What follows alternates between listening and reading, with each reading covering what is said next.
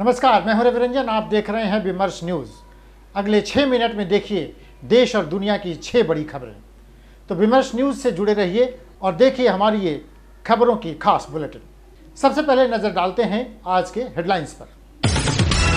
बिहार के deputy CM तेजस्वी की बात से मुख्यमंत्री ने किया किनारा। तमिलनाडु के सीएम के स्टालिन से की बात। बिहारी मजदूरों की हत्या मामले की जांच के लिए बिहार से टीम रवाना। भारत के मुख्य न्यायाधीश ने कहा, सच्चाई झूठी खबरों का शिकार हो गई है। फेक न्यूज पर चिंता जताई। कहा, सोशल मीडिया के दौर में सब्र और सहिष्णुता नहीं बची।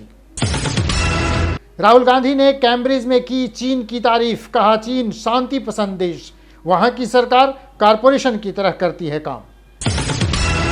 कश्मीर भारत का था और रहेगा। यूएनएचआरसी में पाक को भारत का करारा जवाब। कहा, मानवाधिकारों पर आपकी बातें मजाक लगती हैं।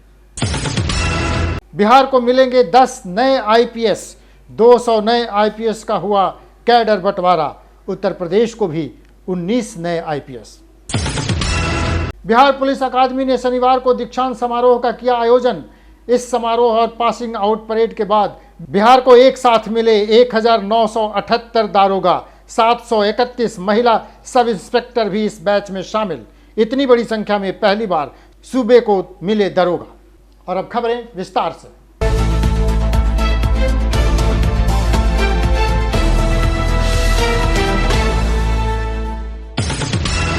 तमिलनाडु में बिहारी मजदूरों की हो रही हत्या पर पिछले 3 दिनों से बिहार विधानसभा में जोरदार हंगामा चल रहा है।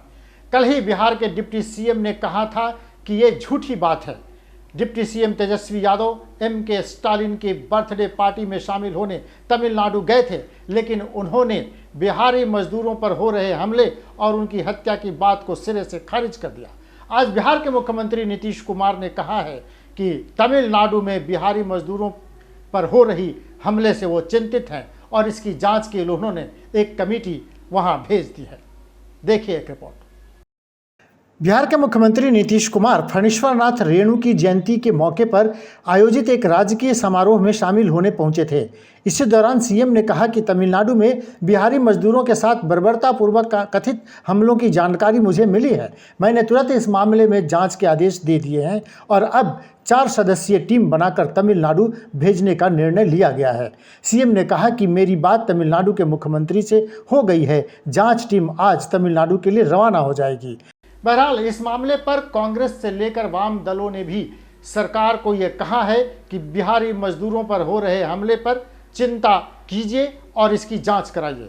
अब नीतीश कुमार की नींद जागी है। देखिए क्या होता है। बढ़ते हैं अगली खबर की ओर। भारत के मुख्य न्यायाधीश ने कहा है कि सोशल मीडिया के दौर में सब्र और सहिष्णुता खत्म होती जा रही है। सीजीआई ने ये बातें क्यों कही, देखिए इस रिपोर्ट।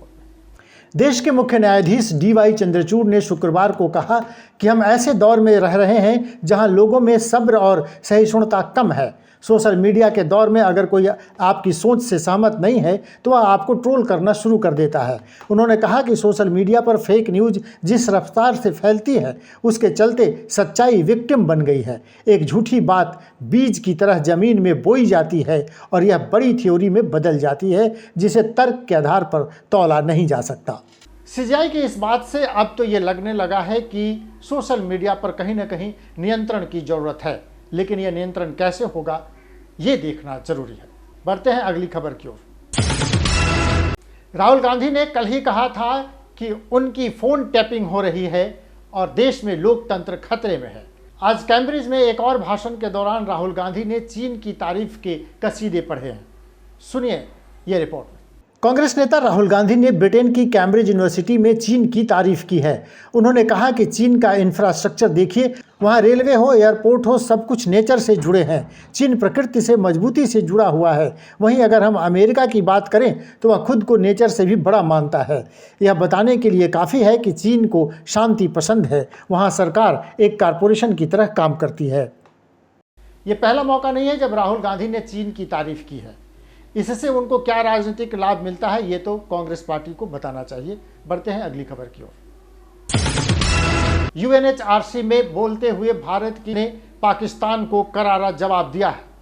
संयुक्त राष्ट्र मानवाधिकार परिषद में भारत ने पाकिस्तान को एक बार फिर से आईना दिखाया है। भारतीय राजनयिक सीमा पूजानी ने कहा है कि पाकिस्तान के लोग खुद रोजी रोटी के लिए तरस रहे हैं, लेकिन भारत के साथ ऑब्सेशन नहीं छूट रहा। बता दें कि 2 दिन पहले पाकिस्तान की विदेश मंत्री हिना रब्बानी खार ने UNHRC में देश के डिफेंस एक्विजिशन की आलोचना की थी। साथ ही भारत पर झूठे आरोप लगाए थे, जिस पर पूजानी ने पाकिस्तानी मंत्री हिना रब्बानी को करारा जवाब दिया है। पूजानी ने पाकिस्तान को आतंकी देश बताया है। उन्होंने कहा कि पाकिस्तान भारत के खिलाफ प्रोपेगेंडा फैला रहा है। कश्मीर को लेकर भारत अपने स्टैंड पर लगातार कायम है और UNHRC में यह पहला मौका नहीं है जब पाकिस्तान के बारे में भारत ने कोई तीखी टिप्पणी की हो। एक बार फिर भारत ने अपना स्टैंड साफ किया है। भारत सरकार ने 200 नए IPS ऑफिसर्स का कैडर बंटवारा कर दिया है, जिसमें बिहार को 19 नए IPS ऑफिसर मिल रहे हैं।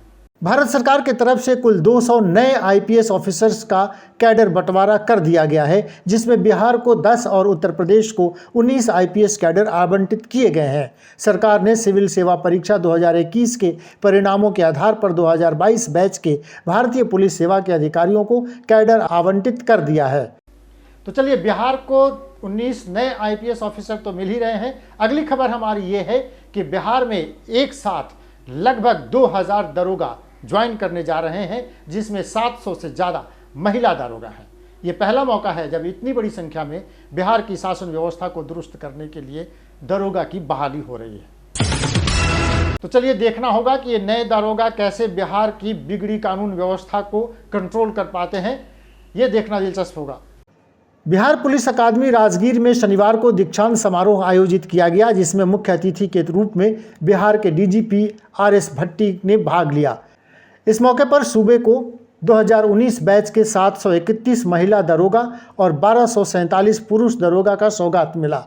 इन सभी की ट्रेनिंग बिहार पुलिस अकादमी राजगीर में पिछले वर्ष 2022 4 मार्च को शुरू हुई थी। तो चलिए, ये देखना होगा कि बिहार में इतनी बड़ी संख्या में जो दरोगा बहाल हो रहे हैं, बिहार की बिगड़ी कानून व्यवस्था को कैसे दुरुस्त कर पाते हैं। तो ये थी आज के दिन भर की 6 बड़ी खबरें। कल फिर इसी समय हम खबरों के साथ हाजिर हो जाएंगे। देखते रहिए विमर्श न्यूज़। नमस्कार।